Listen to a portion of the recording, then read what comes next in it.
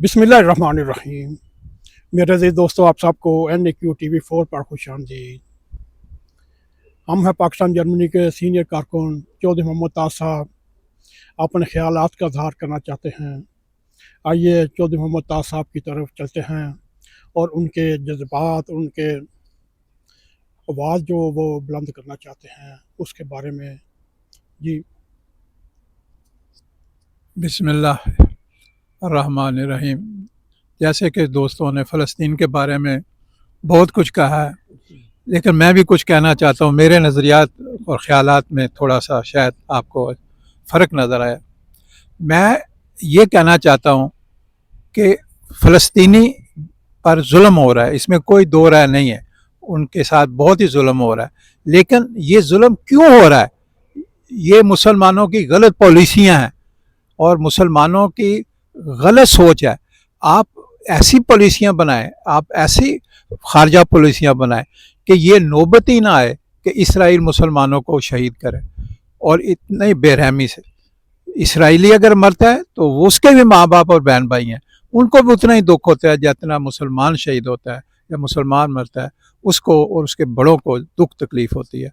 तो मैं जितने भी इस्लाम है और मुसलमान मुल्क हैं, अगर ये एक हो जाए तो दुनिया की कोई ताकत बड़ी से बड़ी भी नहीं टकरा सकती, और माजी में इसकी बहुत सी मिसालें मिलती हैं।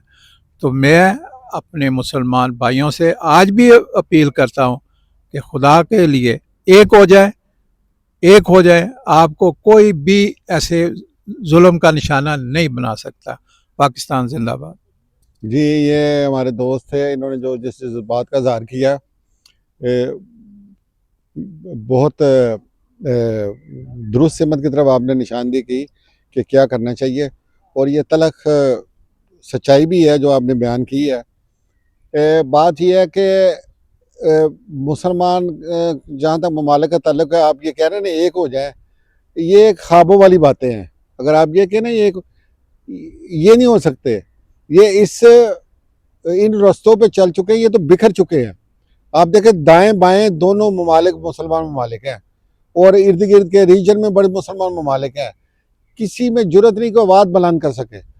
उसकी वजह ये क्या है कि ये सब तो मोहताज हैं, ना इन्होंने तालीम में तरक्की की है, ना इन्होंने माशरती तौर पर कोई तरक्की की है। और ये सिर्फ इनके अंदर एक नफरत अंगेज नफरत ज़रूर लोगों में फैलाई है कि यहूदियों को मार दो। जिस तरह आपने बात की, ये बिल्कुल इसराइलियों को, यहूदियों को पूरा हक है कि वो अपनी बाइज्जत तरीके से ज़िंदगी बसर करें। उनके भी जज्बात है, वो भी इंसान है, और वो सारे अमल से गुजरते हैं जहाँ पे फ़लस्तीनी गुजरते हैं, जिनके दर्द में हम रो रहे हैं। और मैं इसी मौके से फ़ायदा उठाते हुए हमास की भी मजम्मत करता हूँ कि उन्होंने ये सोचा ही नहीं कि हम कर क्या रहे हैं। 1300-1400 से ज़्यादा बेगुनाह इसराइली मार दिए हैं। ये कहाँ की इंसानियत थी? ये कौन सी पॉलिसी थी? है इसकी पुरजोर मजम्मत करते ये इंतहाई गलत हुआ है।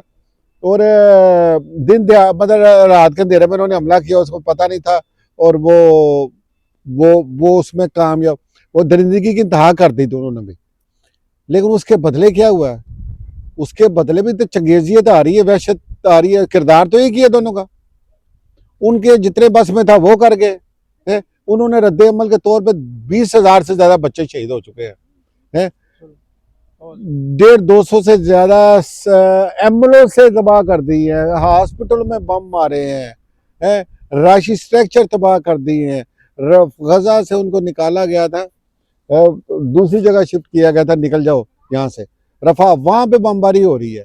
मतलब इसराइल का भी जो रवैया वो गैर इंसानी है, और ये जो ममालिक इसका साथ दे रहे हैं, इनको भी सोचना चाहिए कि इसके हाथ रोके। मुसलमान तो जब तरक्की करेंगे, जब पहुंचेंगे, तब की बात है ना। मिलकर तो बैठ नहीं सकते। इतनी बड़ी IOC बनी हुई है, क्या करते हैं? कुछ भी नहीं करते।